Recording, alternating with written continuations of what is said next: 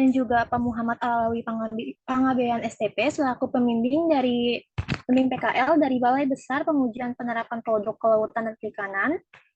Sebelumnya, perkenalkan, nama saya adalah Ramasya Dewi, selaku moderator yang akan memandu jalannya seminar magang di pagi hari ini. Rangkaian kegiatannya ada dimulai dari sesi presentasi, sesi tanya jawab, sesi saran dan masukan dari dosen pembimbing dan pembimbing PKL, dan juga sesi penutup. Tanpa menunggu lama, kita akan memasuki sesi presentasi. Untuk Alfida dan Zahira, saya persilakan.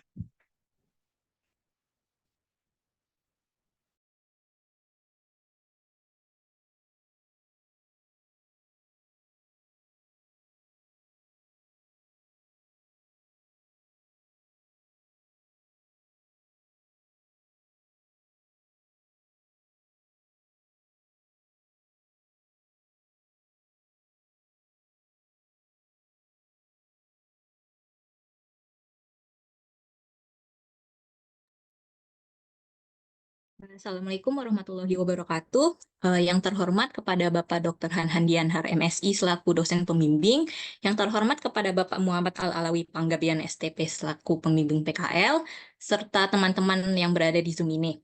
Mohon izinkan saya untuk memperkenalkan diri. Nama saya Alfida Nurputvita, akan mempresentasikan hasil laporan PKL saya mengenai analisis kadar logam timah atau SN pada produk ikan sarden saleng, bakso ikan, dan rumput laut dengan instrumen HGAS. Boleh di next? Oke, sebelum memasuki latar belakang, saya akan memperkenalkan gambaran umum mengenai BBP3KP ini. Balai Besar Pengujian Penerapan Produk Kelautan dan Perikanan atau disingkat BBP3KP itu merupakan unit pelaksana teknis di bidang pengujian penerapan produk kelautan dan perikanan yang berada di bawah dan bertanggung jawab kepada Direktur Jenderal Penguatan Daya Saing Produk Kelautan dan Perikanan. Dan berikut ini adalah sejarah singkat BBP3KP yang dapat dilihat. Boleh di next? Selanjutnya ada visi misi dari BBP3KP sendiri. Untuk visinya yaitu mewujudkan daya saing produk lautan dan perikanan yang mandiri, maju, kuat, dan berbasis kepentingan nasional melalui pengujian dan penerapan, dan mewujudkan pengelolaan perikanan dan kelautan yang berkelanjutan untuk meningkatkan nilai tambah dan daya saing industri. Untuk misinya sendiri ada menerapkan teknologi pengolahan dan pemasaran produk lautan dan perikanan yang inovatif dan tepat guna, meningkatkan pelayanan pengujian dan sertifikasi produk lautan dan perikanan yang terpercaya, meningkatkan pelayanan informasi terkini dan pengembangan usaha pengolahan dan pemasaran produk kelautan dan perikanan, dan yang terakhir mengembangkan dukungan manajemen pelaksanaan tugas dan fungsi BBP3KP. Boleh di next?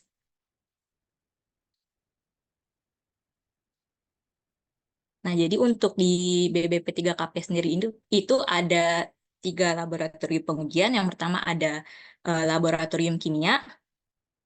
Nah, di laboratorium kimia ini terdapat beberapa pengujian, diantaranya pengujian kadar Hg, Pb, Cd, dan lain-lain yang bisa dilihat di slide. Boleh di next. Selanjutnya ada pengujian di laboratorium mikrobiologi, juga terdapat beberapa pengujian diantaranya ALT, ALT air, dan lain-lain yang bisa dapat dilihat di slide. Boleh di next. Dan yang terakhir ada laboratorium organoleptik. Pada laboratorium ini juga terdapat beberapa pengujian di antaranya sensori, bobot tuntas, dan lain-lain yang bisa dapat lihat di slide. Boleh di next. Oke, ini merupakan aktivitas harian saya di laboratorium kimia. Ini merupakan salah satu alat yang sering saya gunakan. Ada Furnace, neraca analitik, terus ada Soctech, itu biasanya buat pengujian kadar lemak, terus ada microvitigation. Boleh di next. Terus juga ada FiberTech, ini biasanya untuk pengujian kadar serat pangan. Terus ada distilasi juga buat uji kadar protein. Terus ada oven dan juga HGAS. Boleh di next. Oke, selanjutnya memasuki latar belakang. Jadi ikan kan termasuk bahan pangan yang mudah mengalami kerusakan. Nah, jadi mikroorganisme mudah mengkontaminasikan, lalu berkembang biak dan menyebabkan kerusakan karena kandungan protein dan kadar air yang tinggi, serta beberapa faktor lainnya yaitu suhu, pH, oksigen, massa simpan, dan juga faktor fasilitas berupa sarana dan prasarana. Nah, penanganan yang tepat, setelah kurang dari 8 jam, penangkapan ikan mulai mengalami perubahan yang menunjukkan tanda-tanda kerusakan. Nah, jadi untuk mengurangi kerugian, terutama saat penangkapan melimpah, maka perlu dilakukan pengolahan melalui diversifikasi olahan ikan. Nah, jadi diversifikasi olahan ikan ini bertujuan meningkatkan nilai ekonomis ikan dengan perubahan rasa, aroma, bentuk, tekstur, serta bertujuan mengawetkan ikan segar. Nah, ikan dapat diolah menjadi berbagai produk olahan, salah satunya yaitu bakso ikan dan ikan sarden kemasan kaleng. Nah, untuk kemasan kaleng yang beredar saat ini banyak terbuat dari bahan logam dan seringkali dilapisi oleh enamel atau lacquer pada salah satu sisinya atau bahkan kedua sisinya. Nah, jenis pelapis kaleng yang digunakan tersebut dapat menimbulkan risiko terhadap kesehatan dikarenakan dapat mengalami migrasi dari zat kontak pangan ke dalam pangan yang dikemasnya. Nah, kaleng juga dapat bereaksi dengan isi kaleng dan melepaskan unsur-unsur logam ke dalam makanan yang dikalengkan. Pelepasan unsur tersebut dapat terjadi karena terjadi cacat pada bagian dalam kaleng sehingga isi kaleng mengadakan kontak langsung dengan logam. Dan kaleng juga merupakan lembaran baja yang dilapisi timah. Kemudian perkembangan industri di Indonesia juga semakin hari semakin pesat. Namun kepentingan usaha industri dan pelestarian lingkungan bagaikan sebuah paradoks. Di satu sisi kegiatan perindustrian dibutuhkan demi pembangunan, tetapi di sisi lain lingkungan menjadi rusak akibat aktivitas pertambangan yang tidak menerapkan teknologi ramah lingkungan. Dampak kerusakan lingkungan yang disebabkan oleh kegiatan perindustrian salah satunya pembuangan limbah sisa industri ke perairan laut. Nah, limbah tersebut yang mengandung polutan kemudian masuk ke dalam ekosistem perairan, pantai, dan laut. Nah, akibat pencemaran limbah perairan itu sebagian larut dalam air, sebagian tenggelam ke dasar dan terkonsentrasi ke sedimen, dan sebagian masuk ke dalam jaringan tubuh organisme laut termasuk fitoplankton, rumput laut, dan lain-lain. Masuknya logam berat ke dalam tubuh manusia juga bisa melalui bahan makanan yang telah kontaminasi oleh logam berat tersebut.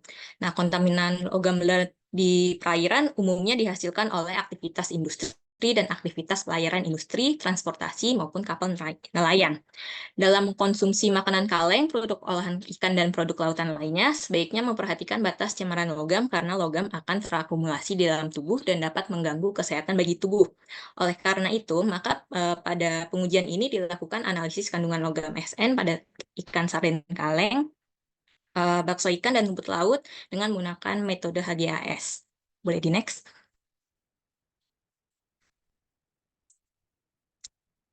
Tujuan pada pengujian ini yaitu untuk menganalisis kadar timah atau SN pada sampel produk ikan sarden kaleng, bakso ikan, dan rumput laut, dan menghitung kadar yang terdapat dalam sampel produk perikanan.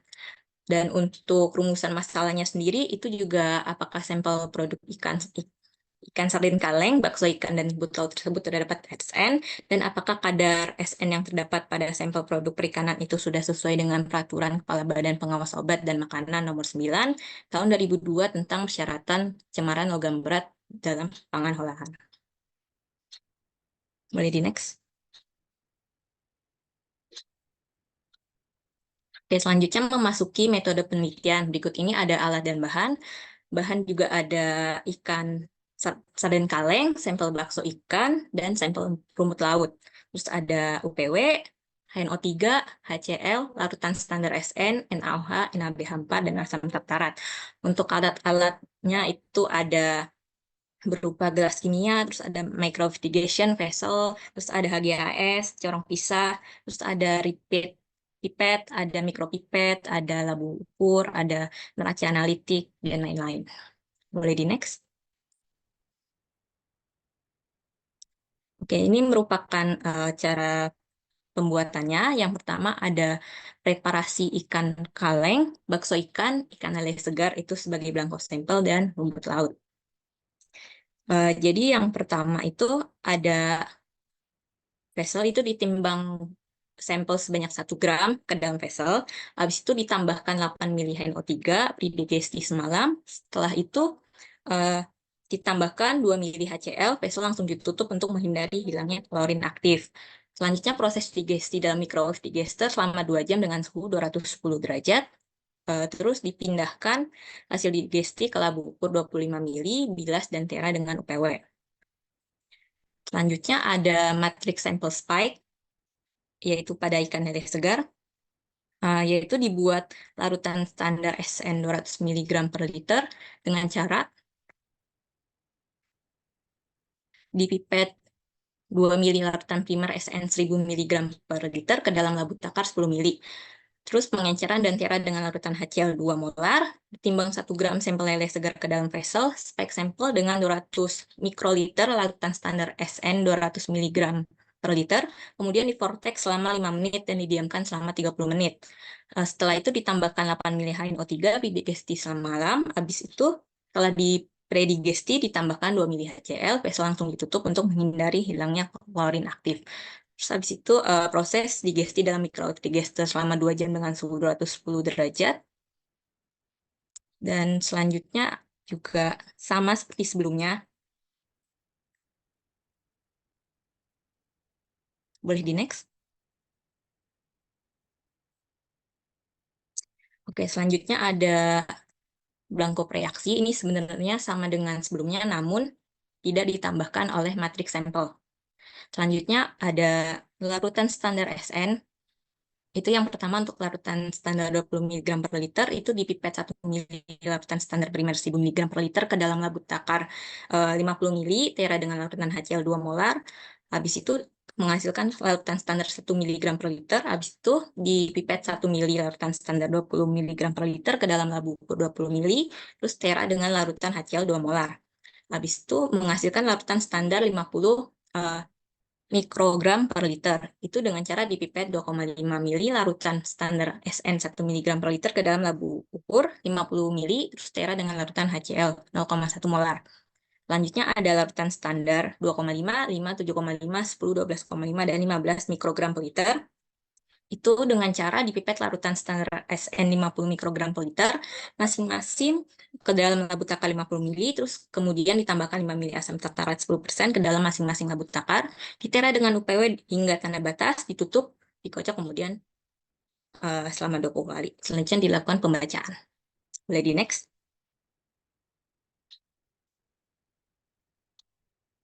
Oke, ini merupakan kondisi optimum instrumen pada HGLS. Boleh di next.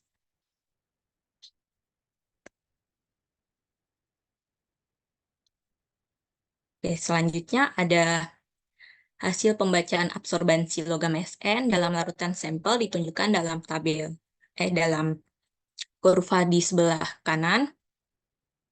Itu pengukuran ini dilakukan pada gelombang serapan maksimum SN yaitu sebesar 224,6 nanometer. Jadi kandungan timah putih ini ditentukan berdasarkan nilai absorbansi yang dimasukkan dalam persamaan regresi dari kurva kalibrasi. Nah, jadi pembuatan dari standar ini bertujuan untuk mengetahui hubungan antara konsentrasi larutan dengan nilai absorbansinya sehingga konsentrasi sampel dalam larutan dapat diketahui. Nah, hasil analisis dari standar ini diplot dalam diagram Cartesius absorbansi dengan konsentrasi. Nah, diperoleh sebesar Y sama dengan 0,0232X ditambah 0,0001. Nah, parameter ini juga termasuk linear ya, karena jika regresi linearnya lebih dari 0,99, maka dikatakan linear. Boleh di next.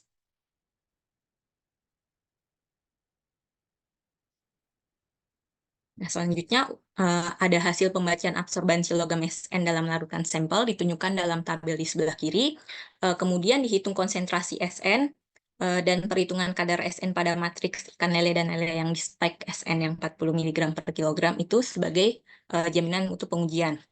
Nah, hasil pembacaan absorbansi logam SN pada larutan sampel didapatkan nilai absorbansi, kemudian dimasukkan nilai absorbansi masing-masing contoh dari hasil pembacaan ke persamaan regresi linear kurva kalibrasi, yaitu yang Y sama dengan A plus BX, karena yang dicari konsentrasinya berarti sama dengan Y min B per A.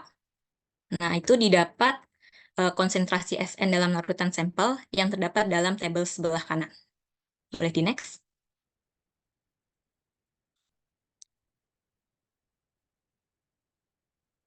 Nah, selanjutnya dilakukan perhitungan konsentrasi SN dalam sampel yang ditimbang. Dengan rumus yang ada di sebelah kiri, dan menghasilkan data yang di sebelah kanan. Nah, Untuk nilai LOD dan LOQ sendiri untuk metode pengujian SN secara HGAS itu adalah 0,17 mg per kilogram dan 0,56 mg per kilogram. Nilai LOD ini ditetapkan pada saat verifikasi metode uji di laboratorium dan merupakan hasil pengukuran dari 6 ulangan belangko contoh. Sehingga hasil pengujian yang dihitung secara matematis yang bernilai lebih kecil dari 0,17 mg per kilogram dinyatakan sebagai tidak terdeteksi. Sementara hasil di antara 0,17 dan 0,6 mg per kilogram dinyatakan sebagai kurang dari 0,56 mg per kilogram. Nah, menurut standar SNI 2729 tahun 2013 itu mensyaratkan batas maksimal cemaran logam timah SN dalam ikan segar yaitu 40 mg per kilogram. Dan dalam peraturan Badan Pengawas Obat dan Makanan nomor 9 tahun 2022 tentang persyaratan cemaran logam berat dalam pangan olahan, untuk produk yang dikemas dalam kaleng batas maksimal kandungan SN yaitu sebesar 250 mg per kilogram. Sementara pangan olahan lain yang tidak dikemas dalam kaleng sebesar 40 mg per kilogram. Dan dengan demikian sampel bakso ikan A, bakso ikan B, terus ada rumput laut dan sarden dalam kemasan kaleng memenuhi persyaratan SNI dan peraturan BPOM. Boleh di next? Selanjutnya akan dianalisis mengenai akurasi. Nah, akurasi ini sebenarnya ketepatan metode analisis yang menunjukkan kedekatan hasil analisis dengan kadar analit yang sebenarnya. Nah, akurasi ini dinyatakan sebagai persen perolehan kembali recovery. Nah, hasil recovery pada pengujian ini yaitu sebesar 89%, yang dimana memenuhi persyaratan recovery yang baik, yaitu dalam rentang 80-110% menurut AOAC tahun 2016. Nah, nilai recovery ini merupakan jaminan mutu pengujian, sehingga hasil analisis kadar SN dalam matriks sampel yang diuji dapat diterima. Boleh di next? Oke, kesimpulan pada pengujian ini, yaitu hasil uji SN pada sampel itu dapat dilaporkan. Nah, batas deteksi logam SN pada metode uji yang digunakan 0,17 mg per kilogram, sehingga hasil perhitungan sampel kurang dari sama dengan 0,17 mg per kilogram dinyatakan tidak terdeteksi. Nah, dari 4 sampel yang diuji, 3 sampel tidak terdeteksi mengandung SN, yaitu bakso ikan D, ikan sarden kaleng, dan rumput laut, sementara sampel bakso ikan A mengandung SN 0,60 mg per kilogram. Dan persyaratan kandungan SN dalam SNI produk perikanan selaras dengan peraturan BPOM nomor 9 tahun 2022 tentang persyaratan pencemaran logam berat dalam pangan olahan. Batas maksimum kandungan SN pada produk dalam kemasan kaleng yaitu 250 mg per kilogram dan produk yang dikemas lain dalam kaleng itu sebesar 40 mg per kilogram. Dengan demikian, keempat sampel yang diuji memenuhi persyaratan keamanan pangan. Ready next? Sekian presentasi dari saya, kurang lebihnya mohon maaf. Wassalamualaikum warahmatullahi wabarakatuh. Ya, terima kasih kepada Alfida yang telah memperkenalkan materi seminar magang di hari ini yang sangat bermanfaat. Baik, selanjutnya akan saya lanjutkan pada pembicara selanjutnya, yaitu Zahira dari PT Kapsul Nusantara dengan dosen pembimbing PKL, yaitu Bapak APT Adi Setiaji SSI. Saya persilahkan.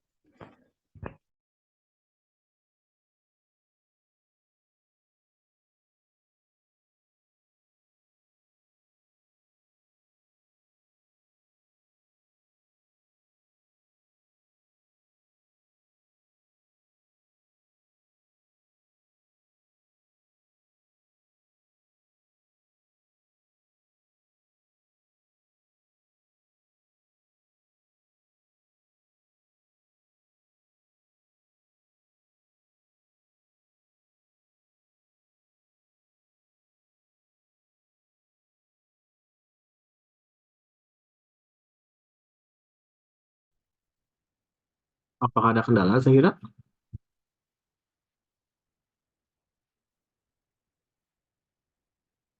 Suaranya belum masuk ya? Oke.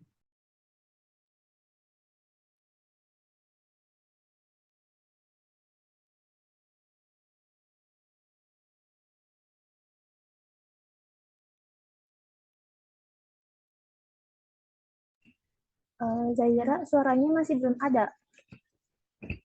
Ya, suaranya tidak ada.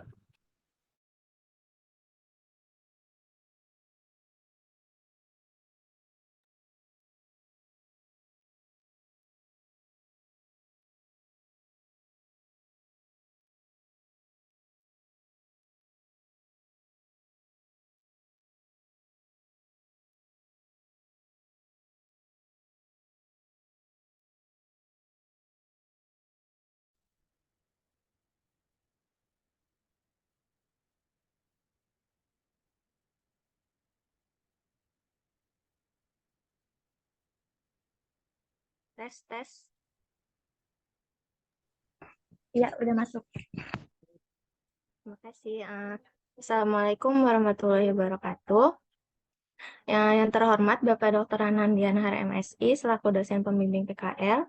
Yang terhormat Bapak Ari Setiaji SSI, APT selaku pembimbing lapangan, dan juga kepada teman-teman yang hadir pada seminar PKL pagi hari ini.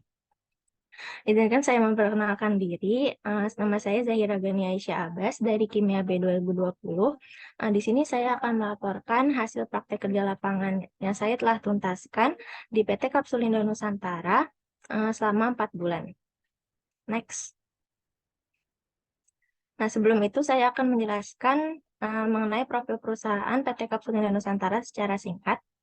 PT Kapsulindo Nusantara merupakan perusahaan farmasi yang didirikan pada tahun 1982 dan mulai beroperasi pada Desember 1984. Nah, perusahaan ini itu memproduksi kapsul cangkang keras dengan 5 ukuran yang berbeda, mulai dari size yang paling besar double 0, lalu ada size 0, size 1, size 2, dan yang paling kecil size 3. Nah, PT Kapsulindo Nusantara ini beralamatkan di Jalan Pancasila nomor 1, Desa Cicadas, Kecamatan Gunung Putri, Kabupaten Bogor, Jawa Barat. Visi dari perusahaan ini yaitu menjadi perusahaan farmasi bermutu yang tumbuh dan berkembang bersama pelanggan, dan misinya itu menghasilkan produk bermutu tinggi, pengembangan sumber daya yang berbasis kompetensi, dan mengutamakan kepuasan pelanggan. PKL-nya ini sendiri dilaksanakan selama 4 bulan dari tanggal 3 Juli 2023 sampai 3 November 2023, dan saya ditempatkan di Laboratorium Quality Control atau Lab QC. Boleh di next. Nah, di Laboratorium Quality Control ini ada beberapa hal yang diuji, baik secara harian maupun mingguan. Di antaranya itu ada uji kualitas produk jadi atau kapsul, lalu ada uji bahan baku gelatin, uji bahan baku air murni, lalu ada uji bahan baku pewarna makanan, uji bahan baku pengawet makanan, dan uji bahan pengemas. Nah, untuk laporan praktek kerja lapangan saya mengambil topik dari uji bahan baku air murni yang digunakan sebagai produksi kapsul cangkang keras di PT Kapsulindo Nusantara. Boleh di next. Nah, selanjutnya saya akan membahas isi dari laporan saya yang berjudul Analisis Parameter Air Murni Purified Water sebagai bahan baku produksi kapsul cangkang keras di PT Kapsulindo Nusantara.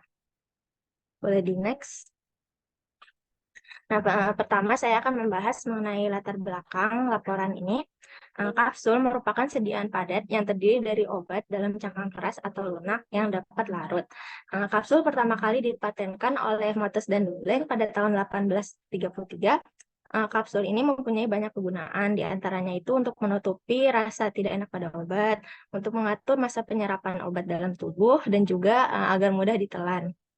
Nah, bahan baku kapsul cangkang keras ini yang utama yaitu gelatin dan air murni. Nah, bahan lainnya diantaranya itu ada pewarna, pengawet, dan lain-lain. Nah, untuk gelatinnya itu biasanya digunakan berasal dari hewan, contohnya seperti sapi. Dan air murninya ini yang digunakan adalah air murni yang bebas dari zat pengotor. Nah, penggunaan bahan baku dan zat tambahan ini diawasi secara ketat dan dilakukan pengujian secara berkala setiap harinya. Standar yang digunakan sebagai acuan pengujian itu merujuk pada Pharmacopeia Indonesia dan USP atau United States Pharmacopeia.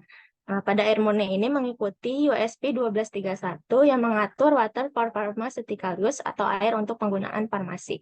Boleh di next. Nah, adapun tujuan dari laporan PKL ini adalah menganalisis dan menentukan kelayakan air murni yang digunakan dalam produksi kapsul cangkang keras di PT Kapsulindo Nusantara, dan manfaatnya yaitu memberikan informasi kelayakan air murni yang digunakan dalam produksi kapsul cangkang keras di PT Kapsulindo Nusantara. Boleh di next. Nah, air murni. Nah, air murni itu merupakan air yang memenuhi persyaratan air minum yang dimurnikan dengan cara destilasi, penukaran ion, osmosis balik, atau proses lain yang sesuai dan tidak mengandung zat tambahan lain. Nah, untuk parameter pengujian air murni ini, menurut USP 1231, itu mengikuti 3 parameter, diantaranya ada TOC atau total organik karbon, konduktivitas air, dan ALT atau angka lempeng total. Nah, TOC atau total organik karbon adalah pengujian untuk menentukan jumlah senyawa organik yang ada dalam air. Nah, pengujian TOC ini ada banyak cara, bisa melalui oksidasi kimia, pembakaran, atau menggunakan UV sebagai detektor. Nah, pada PT Kapsul Indo Nusantara ini, pengujian TOC-nya menggunakan TOC Analyzer Portable dengan menggunakan detektornya itu detektor UV. Nah, adapun batas nilai TOC yang memenuhi syarat menurut USP itu harus di bawah 0,5 mg per liter atau 500 ppb part per billion.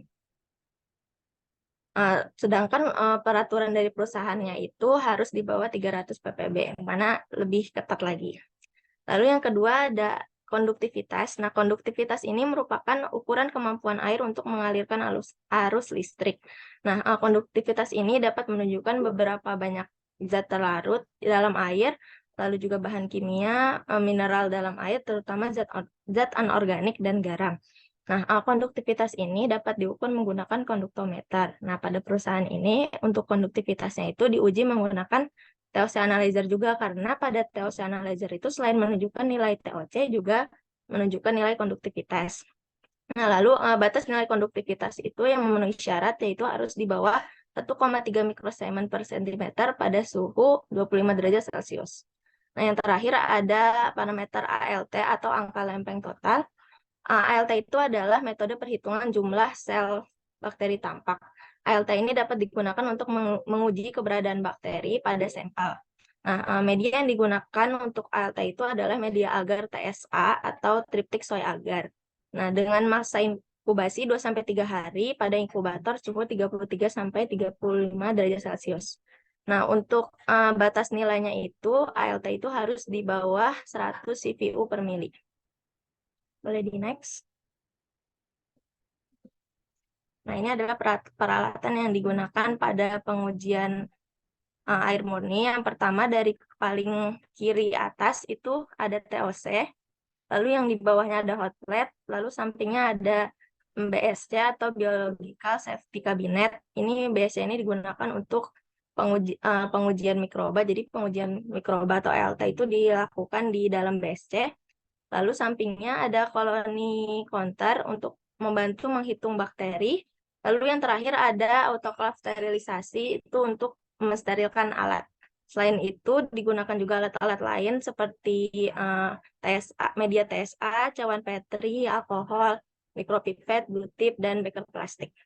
Boleh di next. Nah, untuk tahap pengujian, yang pertama ini ada pengujian untuk total organik karbon atau TOC dan konduktivitas air. Nah, sampelnya itu diambil dari 6 titik yang berbeda. Sampel diambil kira-kira sebanyak 250 ml menggunakan botol spot. Lalu kemudian sampel diuji menggunakan instrumen 450 TOC Analyzer merek Mettler Toledo. Nah, untuk pengoperasian instrumen, itu instrumen dinyalakan dengan menekan saklar pada UPS dan menyalakan pompa penyedot. Jadi karena alat TOC-nya itu nyambung kepada UPS, jadi nyalainnya itu lewat saklar UPS. Nah, kemudian setelah instrumennya itu menyala, kemudian inlet tubing pompa itu dipasang pada botol spot berisi sampel. Nah, lalu kemudian harus dipastikan bahwa laju aliran itu sesuai standar, yaitu standarnya 20 mili per menit, dengan kurang lebih 4 mili per menit. Nah, setelah pompanya sudah terpasang di botol spot yang berisi sampel, kemudian dinyalakan mode pembilasan, yaitu dengan menekan tombol panah atas pada alat TOC-nya itu selama kurang lebih 10 detik untuk menyalakan mode rinsing.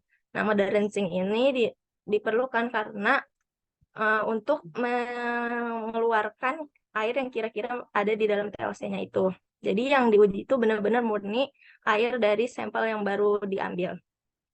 Nah, setelah kira-kira airnya itu sudah mencapai leher botol, kemudian tombol yang tadi, tombol panah atas ditekan lagi selama 10 detik untuk menonaktifkan mode rinsing. Nah, selama pengerjaan itu lampu indikatornya itu harus menyala berwarna hijau, yang artinya pembacaannya sedang berjalan. Nah, kemudian hasil pembacaan ini dapat dilihat pada display di alat TOC, yang mana nilainya itu yang muncul nilai TOC dan nilai konduktivitas air. Nah, nilai TOC-nya ini akan muncul dalam satuan ppbc atau part per billion karbon, dan konduktivitas air akan muncul dalam satuan mikrosiemen per sentimeter. Boleh di next. Nah, yang ketiga ada pengujian untuk ALT. Nah, pada ALT ini diperlukan banyak persiapan, diantaranya ada persiapan sampel, persiapan bahan juga, dan juga yang terakhir ada uji ALT-nya atau masa inkubasinya. Nah, yang pertama ini ada persiapan sampel. Botol spot yang digunakan untuk menampung sampel itu sebelum diambil harus disterilisasi dulu dengan melapisi tutup botolnya itu menggunakan aluminium foil dan autoclave tape. Nah, kemudian botol-botol yang akan digunakan untuk sampling itu dimasukkan ke dalam autoclave sterilisasi dan kemudian disterilisasi pada suhu 121 derajat Celcius dengan tekanan 15 PSI selama kurang lebih 15 menit. Nah, pengambilan sampel ini harus dilakukan dalam kondisi aseptik, yang mana artinya petugas sampling itu harus menggunakan sarung tangan, lalu sebelum sesudah pengambilan sampel itu harus kerannya itu harus disemprot dulu dengan alkohol untuk memastikan tidak ada pengotor lain yang masuk ke dalam air. Nah, sebelum mengambil air di keran itu yang tadinya sudah disemprot alkohol harus dialiri dulu air yang ada kira-kira di pipanya agar memastikan bahwa air yang diuji itu benar-benar air yang dari penampung, bukan air yang berada di pipa-pipa. Nah, setelah selesai mengambil sampel, botol sampelnya ini kemudian dimasukkan ke dalam passbox untuk selanjutnya dilakukan pengujian di ruang mikrobiologi. Boleh di next. Selanjutnya adalah persiapan bahan. Media yang digunakan pada uji ALT-nya adalah media agar atau TSA, triptik soy agar. Nah, pembuatan media agar TSA ini yaitu dengan menimbang 40 gram TSA, kemudian dilarutkan dalam 1 liter Aquades yang sudah dipanaskan sebelumnya sambil diaduk. Nah, diaduknya itu menggunakan magnetic stirrer di hot plate. Nah, media kemudian setelah dibuat disterilisasi juga dalam autoclave sama suhunya 121 derajat Celcius, tekanan 15 PSI selama kurang lebih 15 menit. Nah, setelah disterilisasi itu, jika belum digunakan, media dapat disimpan dalam lemari pendingin pada suhu di bawah 10 derajat Celcius. Nah, kemudian jika medianya pengen digunakan, bisa dipanaskan kembali dengan hot plate. Nah, sebelum melakukan inkubasi atau sebelum melakukan uji ALT, medianya sudah harus disiapkan terlebih dahulu, yaitu dengan cara dituang ke dalam cawan Petri diameter 10 cm sebanyak kurang lebih 25 mili, dan kemudian didiamkan hingga beku. Nah, pengerjaan penuangan media ini harus dilakukan di dalam BSC atau Biological Safety Cabinet. Boleh di next. Nah, kemudian pengujian ALT-nya. Nah, pengujian ALT ini harus dilakukan dalam BSC dalam kondisi aseptik. Di dalam BSC ini sudah disiapkan alat-alat seperti mikropipet, blue tip, alkohol, cawan Petri berisi media, agar TSA, dan juga botol sampel. Nah, inokulasi lakukan menggunakan mikropipet dan dipipet sebanyak 1000 mikroliter atau 1 mili dan kemudian diratakan. Nah, kemudian setelah sampelnya sudah dimasukkan ke media agar, kemudian ditutup cawan Petrinya dan diberi identitas berupa tanggal pengambilan sampel dan juga titik samplingnya diambil dari sampling 1 sampai 6. Nah, kemudian setelah dimasukkan sampel, cawannya itu kemudian disimpan dalam inkubator suhu 33 sampai 34 derajat Celcius dan didiamkan selama 48 sampai 72 jam. Nah, setelah 3 hari, cawan kemudian dikeluarkan dan dilakukan perhitungan koloni bakteri menggunakan koloni counter. Batas jumlah mikroba yang memenuhi syarat yaitu harus di bawah 100 CPU per mili. Boleh di next. Nah, kemudian ini adalah hasil uji. Ada hasil uji TOC, konduktivitas air dan LT dari titik sampling 1 sampai 6. Nah, untuk yang TOC di sini dapat kita lihat bahwa dari sampel SP1 sampai SP6 itu hasil yang paling kecilnya itu nilainya 8 ppbc dan yang paling gede 24 ppbc. Yang mana ini memenuhi syarat karena syaratnya itu kan harus di bawah 300. Berarti TOC-nya ini sudah memenuhi syarat. Lalu yang kedua ada konduktivitas air dari SP1 sampai SP6. Hasil ujinya itu dapat kita lihat rentangnya itu dari 0,77 mikrosiemen per sentimeter sampai yang paling besar 0,96 mikrosiemen per sentimeter. Yang mana yang ini juga memenuhi syarat karena syaratnya itu harus di bawah 1,3 mikrosiemen per sentimeter. Artinya konduktivitas airnya juga memenuhi syarat. Dan yang terakhir ada ALT, yaitu dari sampel 1 sampai sampel 6 hasil ujinya itu dimulai dari 0, yang artinya tidak ada bakteri sama sekali, sampai yang paling banyak itu ada 3 koloni per CVU per mili, yang mana artinya ALT-nya ini juga sudah memenuhi syarat. Boleh di next. Nah, kesimpulannya, air murni yang digunakan pada produksi kapsul cangkang keras PT Kapsul Indo Nusantara ini telah memenuhi syarat yang ditetapkan oleh Farmakope Indonesia edisi 6 tahun 2020 dan juga USP 35 tahun 2012. Boleh di next. Nah, terima kasih atas perhatiannya. Saya kembalikan ke moderator.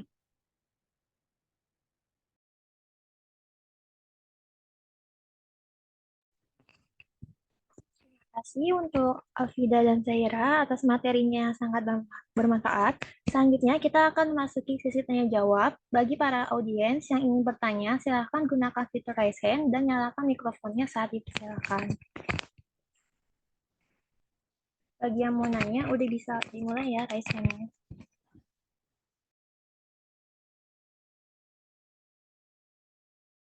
Ya, silakan yang mau bertanya teman-teman yang lain sih supaya tahu ya pengalamannya Alfida dan Zahira kemarin saat magang. Silakan.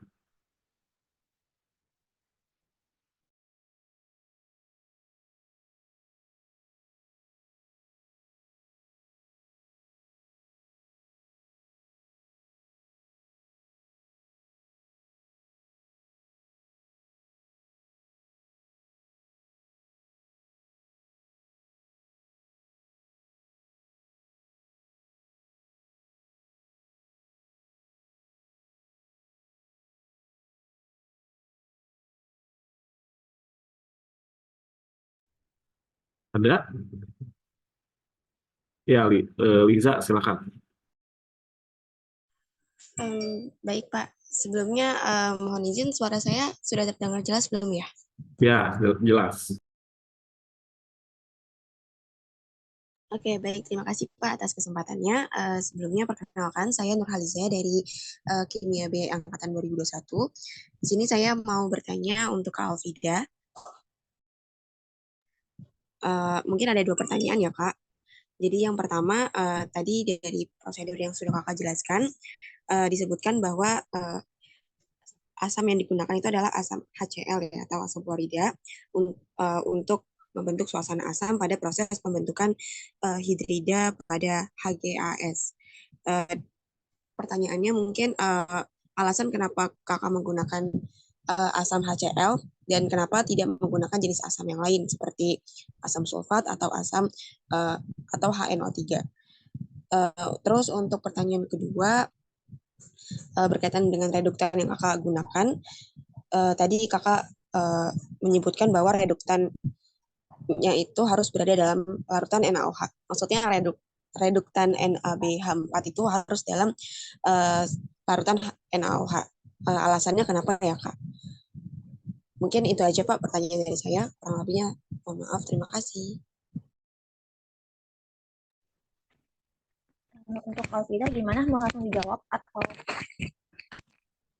Boleh langsung jawab aja. Jadi untuk pertanyaan pertama itu mengenai kenapa pas di pembentukan hidrida itu asamnya menggunakan HCl ya. Jadi emang kenapa menggunakan HCl itu karena HCl merupakan asam yang paling baik digunakan pada proses pembentukan hidrida. Nah, kenapa nggak HNO3 ataupun H2SO4? Karena pada HNO3 itu si nitrat lebih bersifat oksidator kuat dan korosif, sehingga dikhawatirkan si SN-nya ini mengalami oksidasi. Selain itu juga HNO3 bersifat oksidator, terus juga dapat mengganggu proses reaksi reduksi oksidasi pada pembentukan hidrida logam dalam separator gas cair. Sedangkan untuk H2SO4 itu karena dia tuh dapat mengendapkan beberapa ion logam, juga mengakibatkan campuran reaksi menjadi sangat reaktif. Dan juga si H2SO4 ini juga menyebabkan masuknya cairan reaksi ke dalam sel kuarsa. Selain itu, H2SO4 juga punya jumlah proton yang lebih besar daripada HCl dan HNO3 pada konsentrasi yang sama. Sehingga nilai serapan SN yang dihasilkan lebih tinggi, namun jumlah hidrogen sisa hasil reaksi yang masuk ke dalam selnya itu semakin banyak sehingga dapat menyebabkan terjadinya efek pengenceran. Lalu pertanyaan yang kedua mengenai NaBH4 itu harus di dalam NaOH ya. Jadi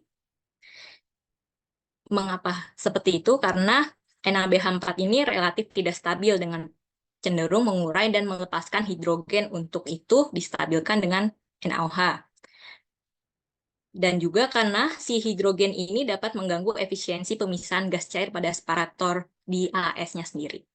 Apakah sudah terjawab? Baik, Kak, sudah. Terima kasih, Kak.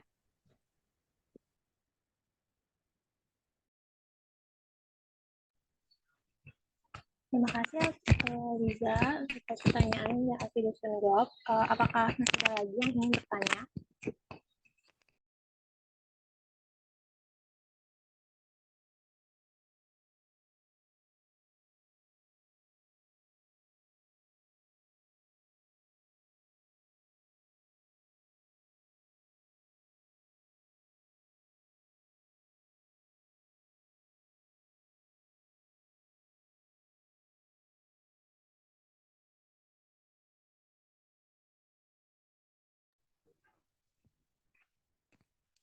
Kalau sudah tidak ada yang bertanya, kalau gitu kita masuk ke sesi selanjutnya, yaitu sesi saran dan masukan dari disiplin bimbing dan pembimbing PKL.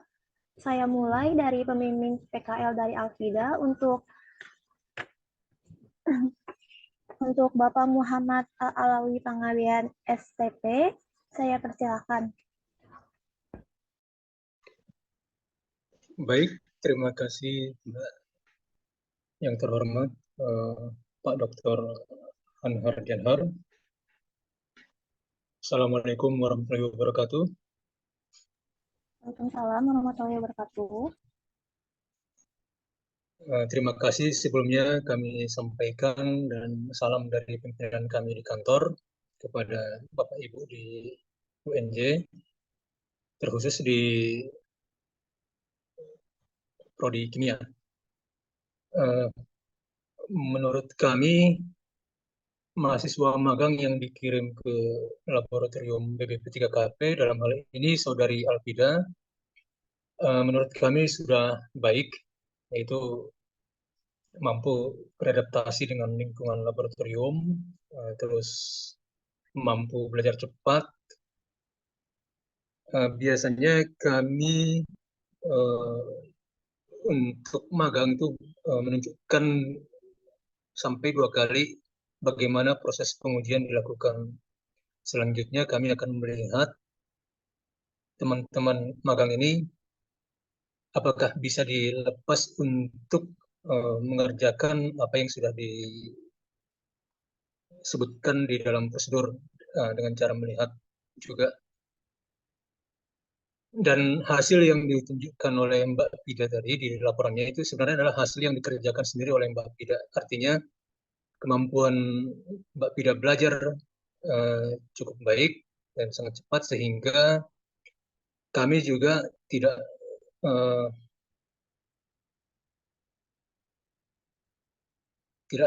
sungkan untuk memberikan pelajaran sampai ke mengoperasikan alat yang cukup rumit atau cukup sensitif seperti itu.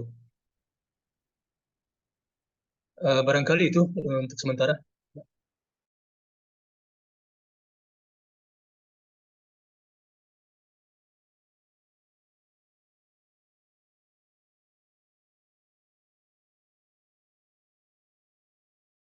Kita masuk ke saran dan masukan dari dosen dari pembimbing PKL Zahira, yaitu Bapak Aris Setiaji. Saya persilakan, Pak. Assalamualaikum warahmatullahi wabarakatuh. Waalaikumsalam warahmatullahi wabarakatuh. Maaf, suaranya jelas nggak? Ini maaf, sinyalnya kurang bagus. Oh ya, saya Ari, kebetulan juga jadi pembimbing di Zahira di PT Kapsul Nusantara. Terima kasih atas undangan untuk hadir di seminarnya Zahira ya. Maaf Pak dosen, Pak Hanhar ya, Pak Dr. Hanhar ya. Terima kasih undangannya buat kami dan juga buat Zahira tadi juga sudah mempresentasikan cukup baik ya tentang pencucian air murni di tempat kami gitu ya. Memang PT Kapsul Nusantara ini memang memproduksi khusus untuk cangkang kapsul yang akan nantinya itu akan jadi bahan baku dari industri farmasi khususnya untuk isi obat ya. Mungkin yang lain nggak tahu ya cangkang kapsul seperti apa. Jadi kita hanya memproduksi cangkang kapsulnya aja. Tadi sebenarnya saya ingin sedikit memberikan gambaran tentang kapsul dan juga apa yang sudah dilakukan oleh Zahira di tempat kami. Jadi sebenarnya pekerjaan tadi dipresentasikan itu adalah hanya sebagian kecil. Mungkin dalam keseharian Zahira sudah cukup banyak ya melakukan item pekerjaan yang tadi mungkin sudah disebutkan ya tadi di presentasinya. Jadi kalau saya lihat memang kemudian Zahira juga bisa bersosialisasi dan juga berkomunikasi yang baik di lingkungan lab kami gitu seperti itu. Jadi kelihatannya juga dalam menyerap apa-apa yang pekerjaan maupun ilmu atau pengetahuan yang ada di lab itu juga cukup baik. Jadi selama 4 bulan lebih ya, 4 bulan itu saya pikir semua pekerjaannya cukup efektif dan efisiennya sudah dilakukan dan mudah-mudahan ini jadi bekal atau untuk wawasannya Zahira nanti ke depan. Mungkin sedikit gambaran tadi itu apa itu kapsul dan juga pekerjaan Zahira. Mudah-mudahan mungkin ke depannya program seperti ini juga akan terus dilaksanakan di UNJ ya, UNJ dan itu seperti itu. Dan ini cukup bermanfaat. Mudah-mudahan ini juga sangat bermanfaat buat adik-adik nanti yang akan meneruskan dan melanjutkan pekerjaan seperti ini. Itu aja mungkin masukan dari saya sebagai pembimbing di Kapsul Indonesia. Terima kasih. Assalamualaikum warahmatullahi wabarakatuh. Waalaikumsalam. Ya, terima kasih Pak Aji, Pak Ari atas saran dan masukannya. Mungkin selanjutnya bisa untuk dosen dari kampus yaitu Pak Hanhan Diansar. Saya persilakan. Baik, terima kasih Rahma. Sekali lagi saya mengucapkan terima kasih pada Pak Alawi dan Pak Aris Setiaji yang sudah berkenan membimbing mahasiswa kami di tempat kerjanya masing-masing. Karena tadi saya lihat pekerjaan mahasiswa yang sudah dilakukan di tempat Pak Alawi dan Pak Aji cukup banyak ya. Jadi pengalamannya juga pasti banyak, terutama untuk mengimplementasikan apa yang sudah dipelajari di kampus maupun hal-hal baru yang dipelajari di tempat Pak Alawi dan Pak Aji. Kemudian tadi juga saya lihat banyak sekali teknik yang mungkin baru Zahira dan Alfida pelajari ya di tempat magang. Itu jadi pengalaman, mudah-mudahan nanti jadi memperkaya juga kemampuan motorik di laboratorium, sehingga setelah ini kan mau penelitian bisa bisa lebih baik lagi bekerja di labnya. Karena kalau kita lihat di pengalaman di lab di kampus pasti sangat kurang ya, sedangkan kalau ditambah dengan apa yang ada di tempat magang kemarin, pengalamannya bisa menambah skill di laboratorium yang bermanfaat juga nanti ya, baik di penelitian maupun kalau nanti sudah bekerja ya setelah lulus itu. Eh, itu mungkin masukan dari saya. Selamat untuk Zahira dan Afida yang sudah menyelesaikan eh, apa namanya magangnya gitu. Mudah-mudahan nanti teman-teman yang lain juga tertarik dan masih diperbolehkan magang di tempatnya Pak Alwi dan Pak Aji ya Pak. Iya. Masih. Ya, baik. Oke, dan mudah-mudahan juga Prodi Kimia bisa terus menjalin kerjasama ya dengan Pak Alawi dan Pak Aji dan instansinya masing-masing. Mudah-mudahan itu juga akan apa namanya meningkatkan kualitas perkuliahan di tempat kami karena memang sekarang dituntut untuk selalu menyesuaikan dengan kebutuhan di tempat kerja di industri gitu. Jadi mudah-mudahan nanti kalau ada masukan dari Pak Alawi dan Pak Aji kami sangat senang. Mudah-mudahan kami dapat meningkatkan proses pembelajaran di kampus gitu ya. Dan mohon kesediaan juga Pak Alawi dan Pak Aji untuk mengisi link yang sudah kami share. Mungkin nanti bisa dibantu Zahira dan Alfida link penilaian dari kegiatan presentasi hari ini. Begitu mungkin untuk hari ini kita cukupkan ya presentasi laporan kerja praktek di tempat magang yang sudah dilaksanakan oleh Zahira dan Afida. Terima kasih dan mohon maaf apabila terdapat hal-hal yang kurang berkenan selama Zahira dan Afida melakukan magang di tempat Pak Awi dan Pak Aji. Ya, kami sangat senang bisa bekerja sama untuk proses magang di tahun ini. Terima kasih. Wassalamualaikum warahmatullahi wabarakatuh. Waalaikumsalam warahmatullahi wabarakatuh. Terima kasih kepada Pak Hanhan, Pak Alawi, dan Pak Ari atas semua saran dan masukannya. Saya, Rama Cahaya Dewi, selaku moderator. Mohon maaf bila ada kesalahan kata atau kekurangan. Sekian dari saya. Terima kasih. Saya kembalikan lagi kepada Pak Hanhan. Baik, terima kasih Rahma dan Bapak Ibu semua, kemudian rekan-rekan mahasiswa. Insya Allah kita besok akan lanjut untuk presentasi dari beberapa teman kita yang juga magang ya. Dan terima kasih pada Alawi dan Pak Alawi dan Pak Aji yang sudah hadir. Mudah-mudahan kita bisa bertemu lagi di lain kesempatan dan selamat melanjutkan aktivitas. Mohon izin saya akhiri kegiatan hari ini. Wassalamualaikum warahmatullahi wabarakatuh. Salam. Mohon pamit Pak.